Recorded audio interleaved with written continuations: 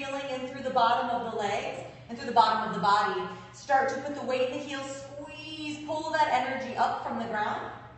Okay, so what we're really doing whenever we fold in half and go into this pose is we're trying to, well, in really all poses, you're trying to find Tadasana in that pose. Okay, so this is Tadasana, standing mountain pose.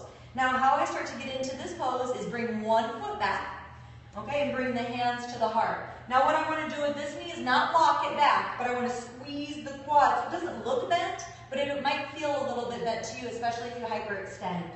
Okay, so one foot's behind. Now I'll start to lift the leg at the same time as I lower my chest. What we don't want to do is lower the chest and because people will try to get their chest down, but you need to be in a straight line from the heel to the crown of the head.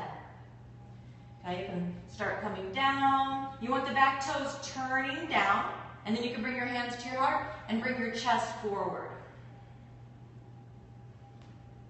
Okay, and then slowly come up. All right, I think I've got some students here. I'll be right back.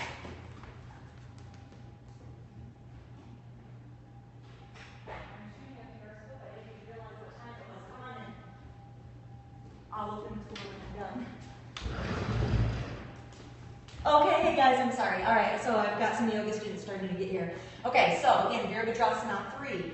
So for this one, if you tend to be like this, you might need to try to find a cobra like in your upper back, like Ashley said, the yoga couple. So if you tense around, then you'll want to find kind of a cobra. For me, I have a little bit more like hypermobility in my back. So if I try to find a cobra, that's going to give me a little bit too much arch. So for people like me, we'll want to bring the navel to the spine and bring your ribs to your as-is bones like this.